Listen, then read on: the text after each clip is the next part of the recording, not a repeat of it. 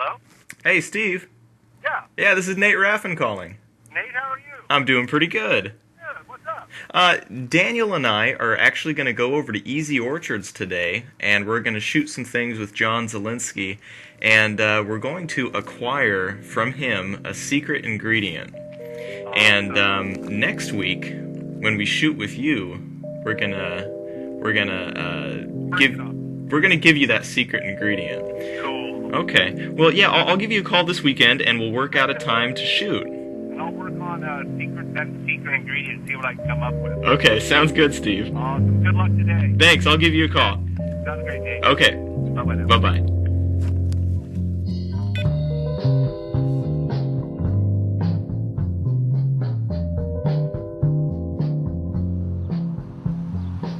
Hey everybody, welcome to Living Culture. I'm Nate Raffin.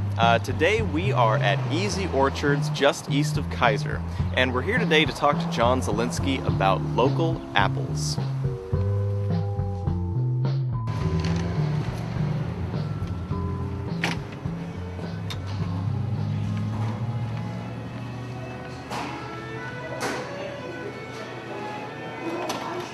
Hey Nate. John Zielinski. How are you? Good, how are you doing? Good.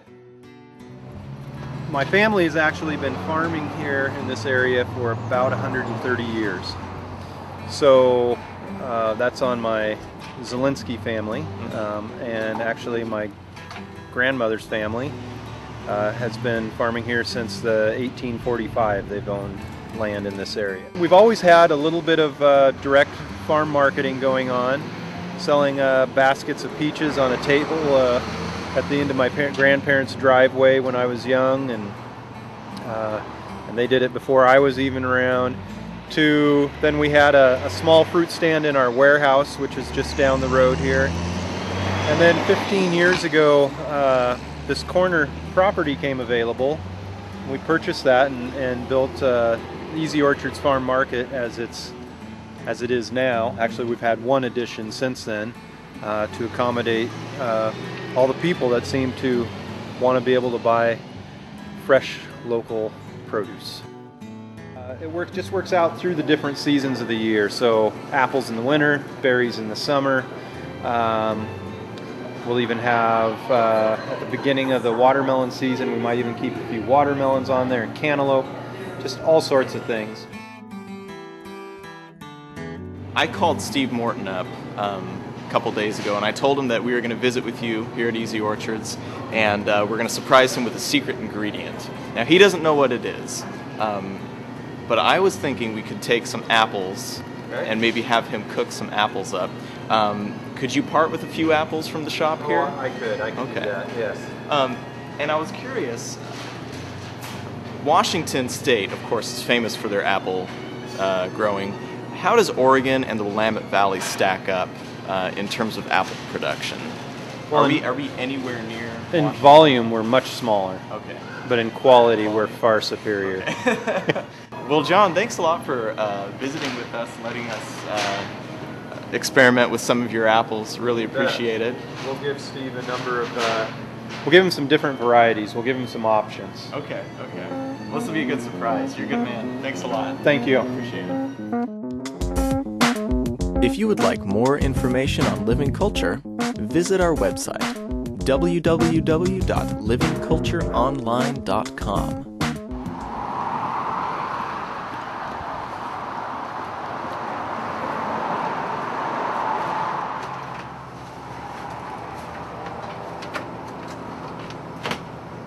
Oh, Steve! Hey, Nate, what's happening? How you doing, buddy? Good.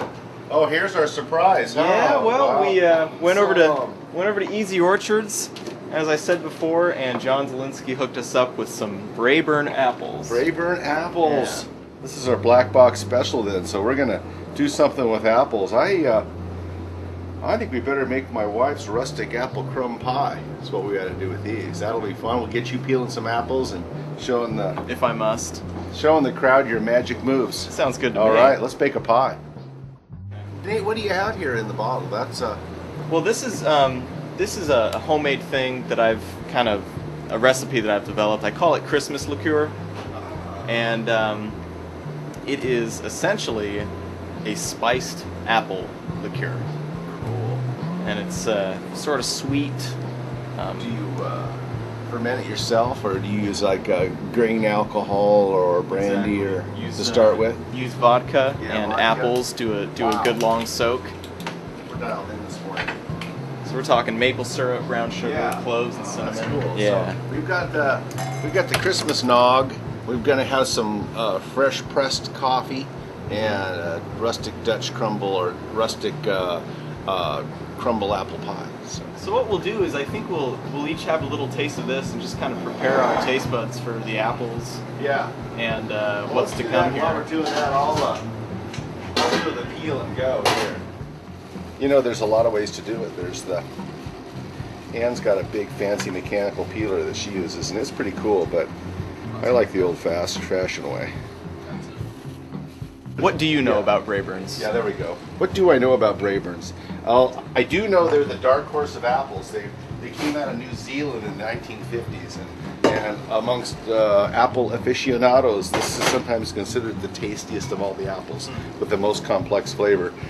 I gotta tell you, I'm a Granny Smith guy. Still like my Granny Smiths. I really like the green tartness of a Granny Smith.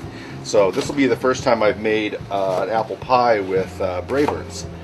But I have a great deal of respect for the taste of this apple. I've heard a lot of wonderful things about it, and I think we should just try some right now. Oh yeah. Yeah. Thank you, sir. Dan? The man?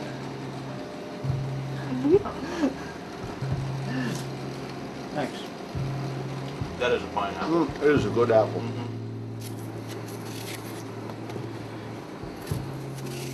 So the filling, 1/4 cup of flour, roughed out, 3/4 cups of sugar, a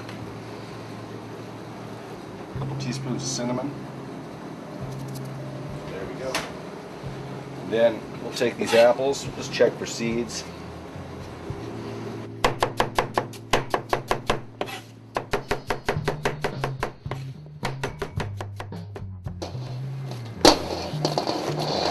Mix, and if you toss them in here early with the sugar and flour, you can keep them from browning, so it gives you a little time to put the short dough together.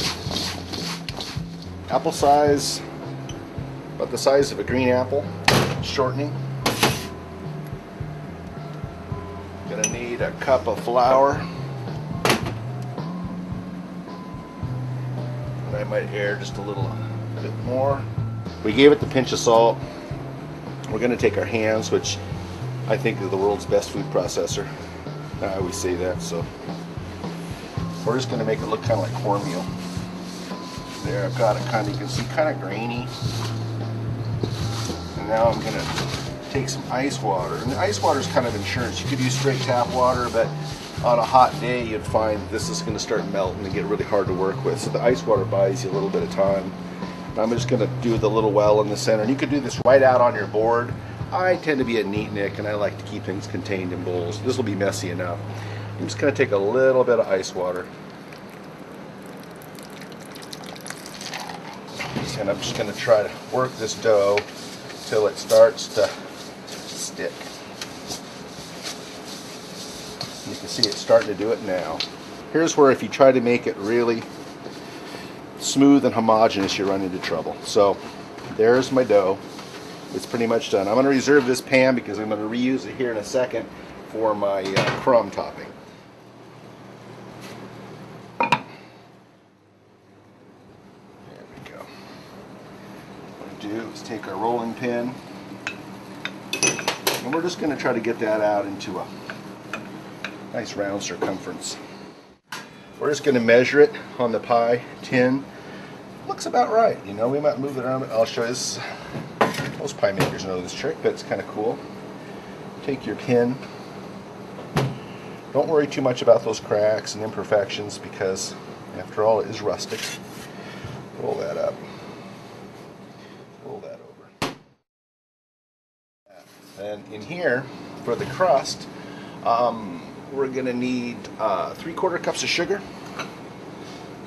And again, you can see I'm really being deadly accurate with this, aren't I? So I think that looks about 3/4 cup.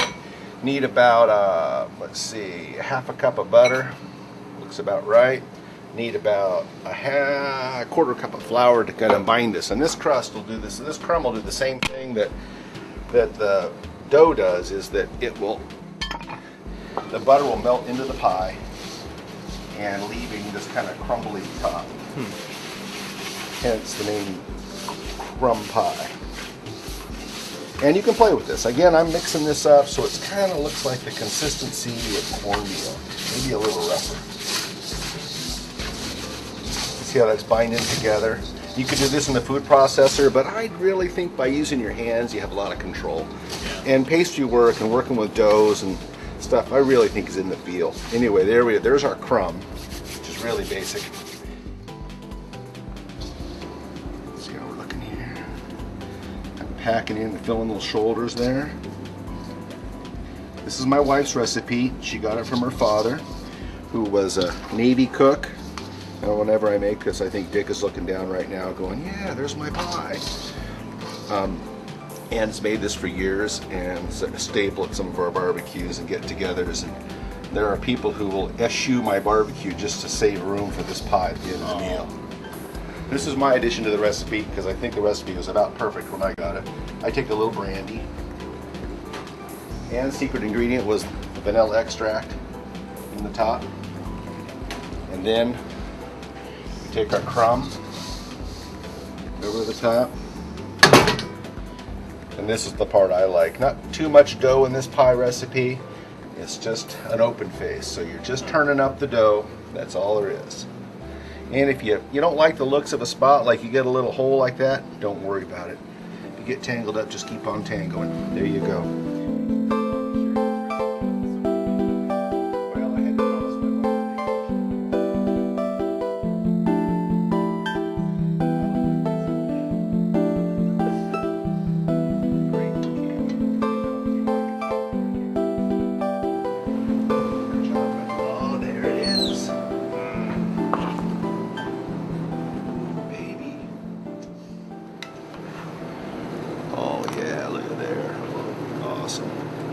Coming at you, coming at you.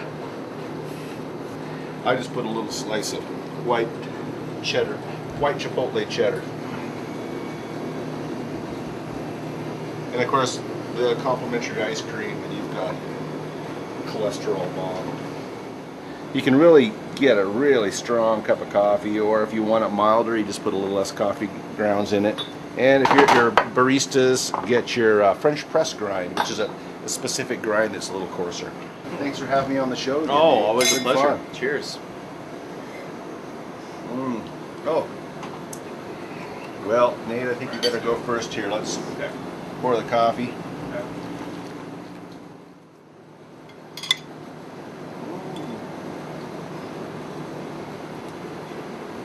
The Braeburns are a hit. And then the chipotle cheddar is really mild. I mean, it's got a little bit of spice, but the idea that the tartness of the apples and the cheddar. That is good. Yeah. I think it harkens back to the idea of pork, cheese, and fruit after your meal. And the cheese is a holdover on the pies.